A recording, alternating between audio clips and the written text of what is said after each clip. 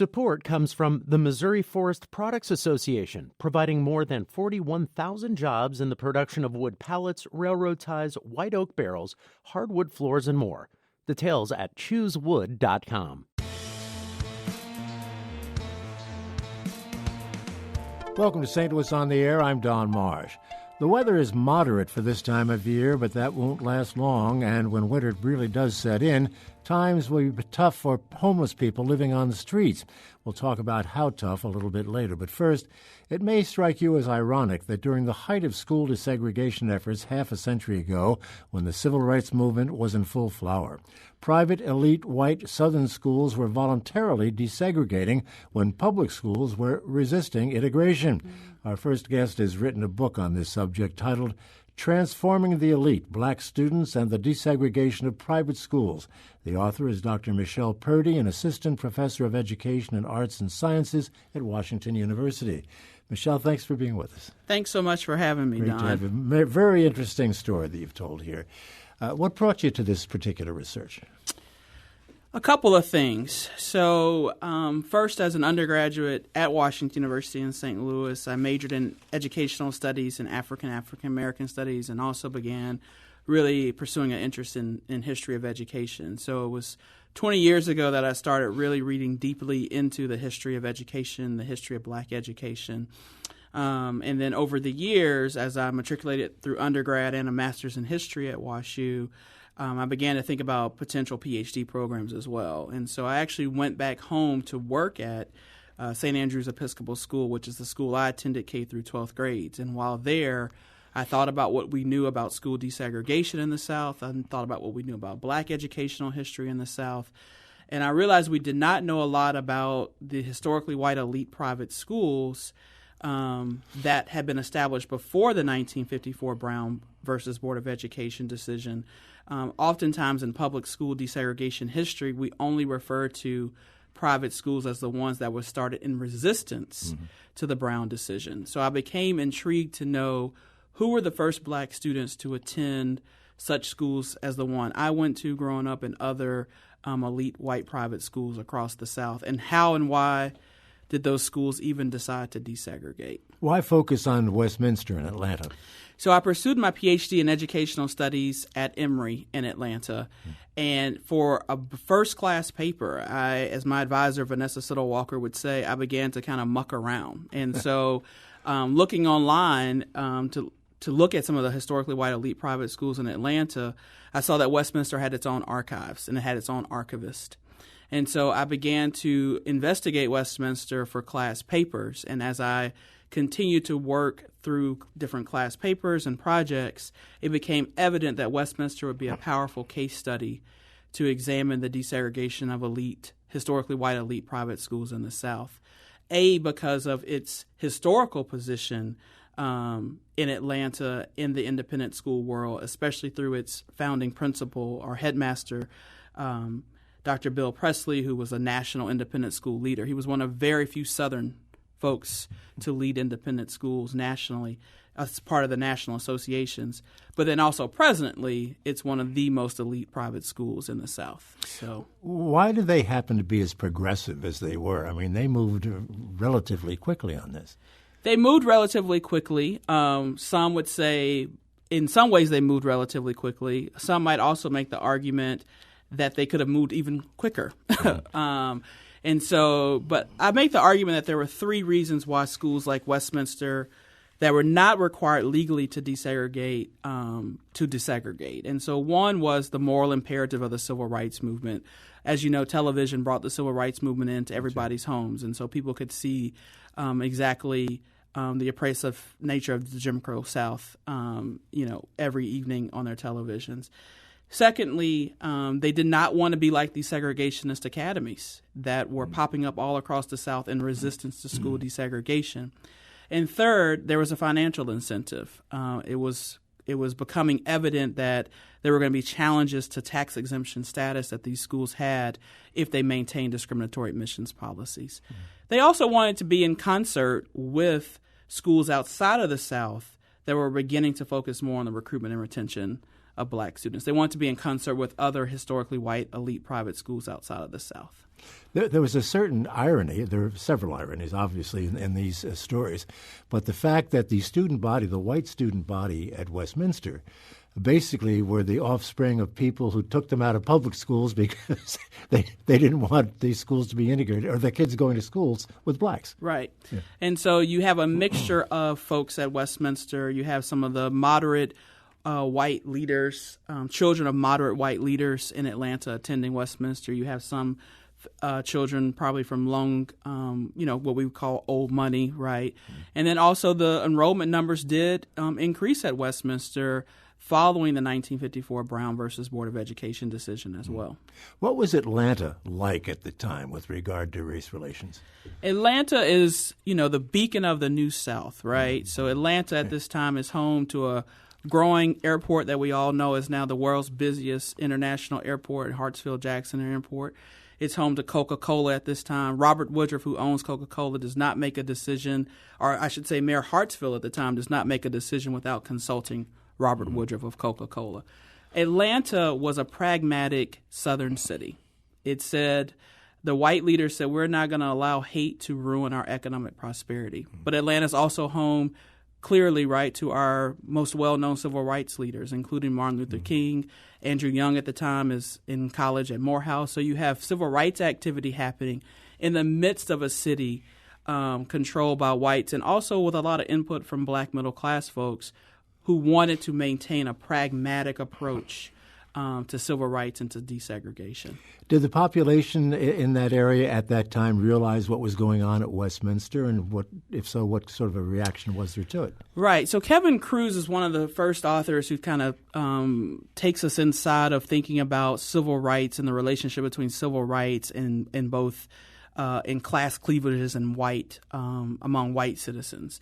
So, for example, he would make the argument that you had white middle and upper class folks in Atlanta actually choosing to send their kids to places like Westminster, choosing to actually but still fight for civil rights in many ways because civil rights would not affect them. Mm-hmm. Desegregation would not affect them because they could send their children to Westminster.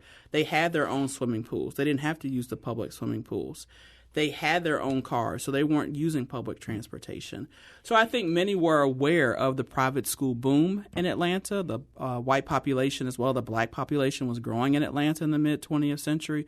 So I do believe Atlantans were very much aware of what was happening in all types of schools in Atlanta. But kind of shrugging their collective shoulders. Is that what you're saying? What do you mean by that? By they had their own thing going, so they didn't worry too much about what was going on in the schools.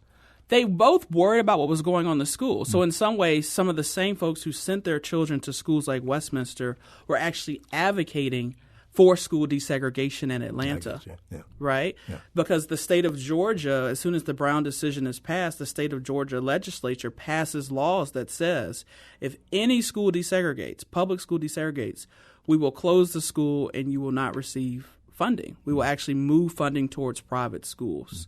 And those in Atlanta were very much aware of that and actually were activists against the notion of public schools closing. But some of those very activists were sending their kids to schools like Westminster. Who were the first young blacks who attended Westminster? So I call them the fearless first, right? Mm-hmm. They were very much open to this idea, at least based on some of the research that I conducted both in archives and oral histories. Their parents were looking for different options for their kids as well in terms of academics, in part because of how slow public school desegregation was happening. So we have a cadre of young folks who were coming from working class and middle class black families. And so some of those first students include the McBay brothers, Michael and Ron McBay, Don Clark, Wanda Ward, Isaac Clark, not related to Don Clark. And so those were some of the first students in the first couple of years, as well as Malcolm Ryder, who came from Norfolk, Virginia. At that time, Westminster had a boarding component, and so he actually was the first black student to board at Westminster. Were they specially selected? Meaning were they singled out somehow as being perhaps the most appropriate young people to come and make this move? I think they were singled out in ways in which some of their own teachers thought that Westminster would provide a really rich academic experience for them. So some of them, like Jannard Wade, was actually encouraged by his teacher, Mr. D.P. Birch, to apply to Westminster, as well as Wanda Ward was also encouraged by Mr. D.P. Birch to apply. I think that they clearly could pass the admissions test. They had high IQ test scores, and so singled out in the way in which they were deemed to believe to be academically able to thrive at a place like Westminster. You know, they said when Jackie Robinson broke into baseball, he was selected to do that because he had the kind of a personality who could react to the inevitable criticism of it. Were these kids in that category at all, do you think? Yes, I think based on some of the students came through a scholarship program called the Stafford Foundation, and through some of those interviews that they participated in, they clearly had a bit of wherewithal about themselves to be to know that this was a good opportunity again to explore their academic interests, but they also seemed open to the idea of going to a different type of school. But they also didn't necessarily have the weight of the world on them as some of the other firsts that we know so very well through public school desegregation. I have to take a break momentarily, but as you say, they were courageous just to step into this particular potential minefield. We'll talk about what they encountered when they got there in just a moment. This is St. Louis on the Air on St. Louis Public Radio, 90.7 KWMU. Thank you for listening to this St. Louis on the Air podcast supported by University College at Washington University, with undergraduate and graduate programs part-time, evening, and online. University College at Washington University, offering world-class education within reach.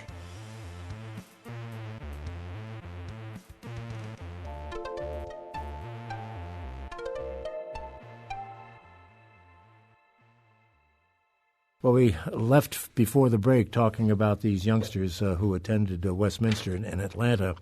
Well, it was nice of the school to invite them to attend, but once they got there, things weren't so easy for them. Not easy at all for some of them. And, the students were harassed verbally. They were harassed in ways in which physically they were harassed through taunts, and so some of them really experienced very overt racism and harassment. And others would say that they also felt the subtleties of racism. So this sense of never quite feeling like you belong in the school community. Did any of them drop out as a result of this?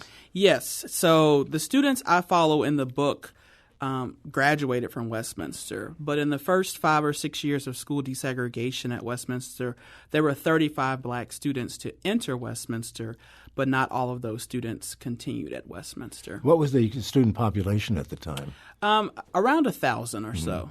It's a very, very small percentage, obviously. Right. Yeah. Yep. I don't want to get too far ahead of the story, but the youngsters that did graduate actually distinguished themselves, did they not? They did. Post-graduation. And so at the school and post-graduation. Mm-hmm. So at the school they had academic accolades and extracurricular accolades, and some of them, fervently spoke back to the racism at the school as well. And then, went on. Wanda Ward was one of the first black women and women, period, to go to Princeton University. Malcolm Ryder went to Princeton. Michael McVeigh went to Stanford. Jannard Wade went to Morehouse College. So they went to some of the top colleges and universities around the country. What was going on up north, if I may ask, with regard to those private schools in New England, for instance? Right. So around the same time that Westminster is continuing to get in some ways pressure to desegregate, and there are more inquiries into schools like the Lovett School in Atlanta, when Lovett denies Martin Luther King III admission to the school in 1963. At the same time, programs such as A Better Chance are beginning, and so that program, for example, really helped to recruit black students to some of the more elite northeastern private schools, including some of the most well-known boarding schools as well. You mentioned earlier Dr. King. What was his approach to watching all of this happen? That was his town, after all. It was his town, after all.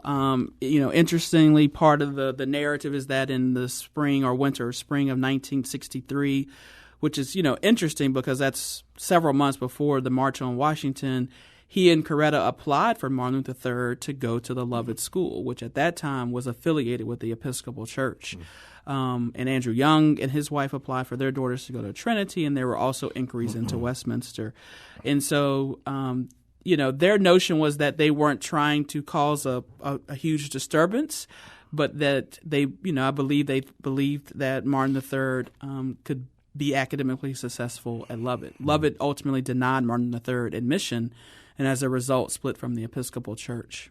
While all of this was going on, obviously the country was in some turmoil as a result Very of this. much so. How did that come into play with regard to Westminster and the young black students who were there at the time? So they are there, right? First year of school desegregation is 1967, 1968. So they are literally in their first year of attending this school when Martin Luther King is assassinated on April 4th, 1968 in Memphis. And so there was no kind of real overt way in which the school, they don't recall any overt way in which the school actually gave attention to the death of King. And so there were mixed reactions by some of the white students in the school that they experienced. So they're very much in the throes of going to school as the civil rights movement is moving into the Black Power movement.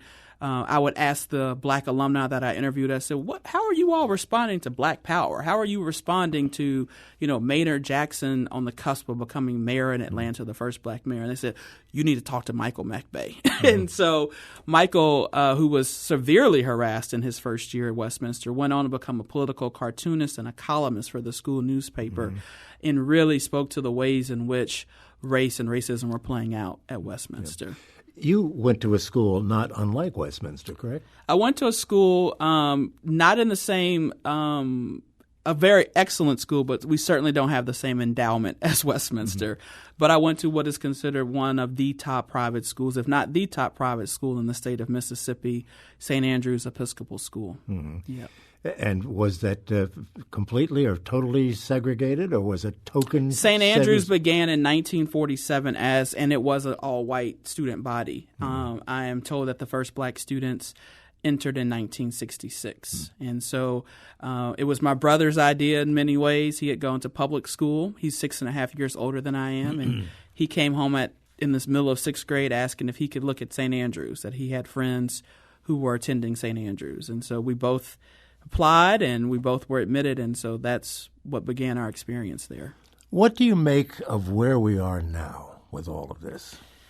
We're in a lot of different we have a lot of things to think about. First of all, we need institutions to really consider their racial past and to think about the ways in which that has permeated through the present and how will it affect their future.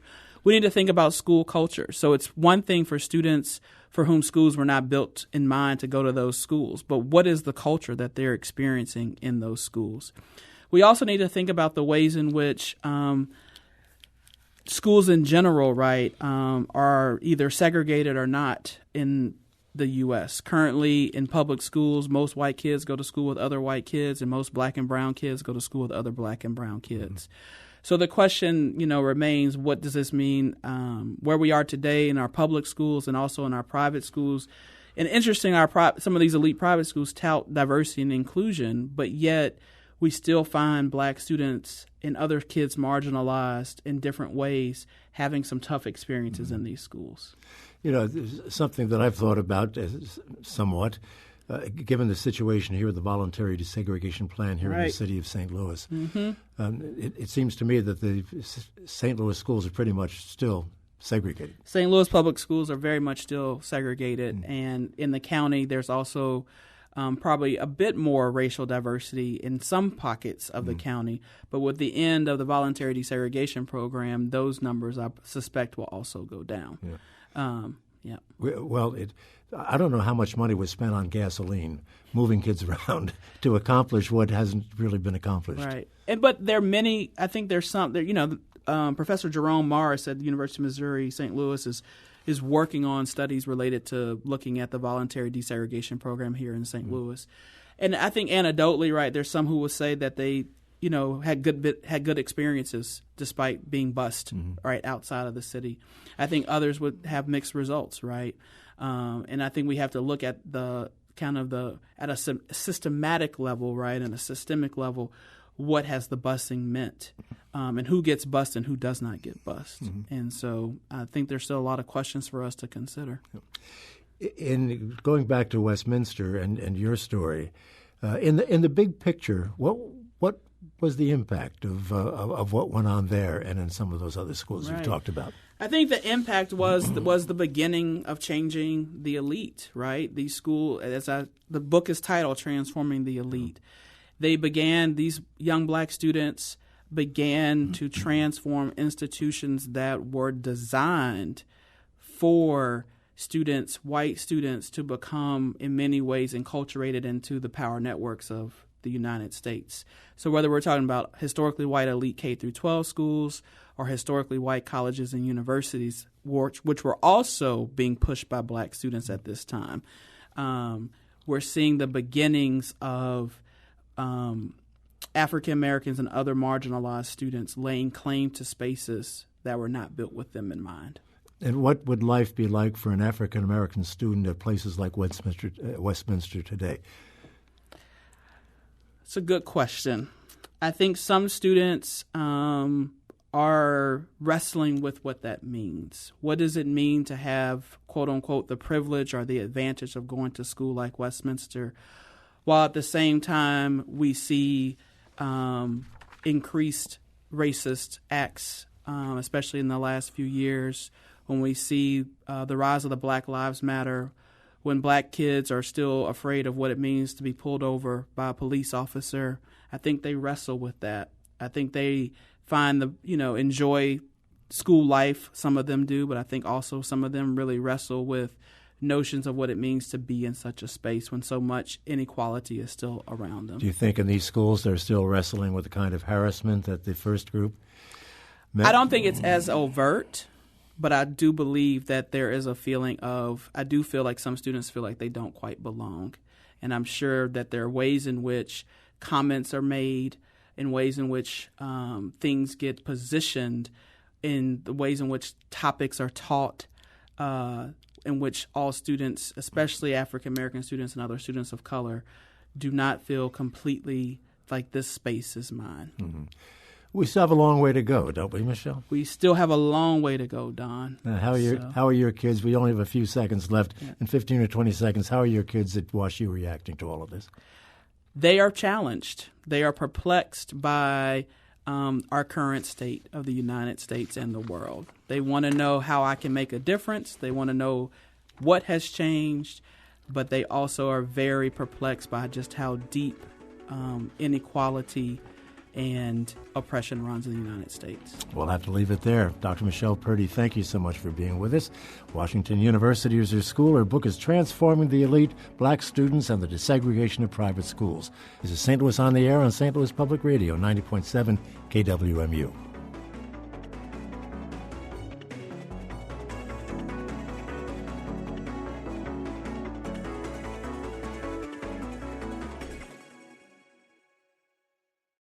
Support comes from the Missouri Forest Products Association. Missouri produces wood pallets, railroad ties, white oak barrels, hardwood floors, and more. Details on the variety of products made in the state are at choosewood.com.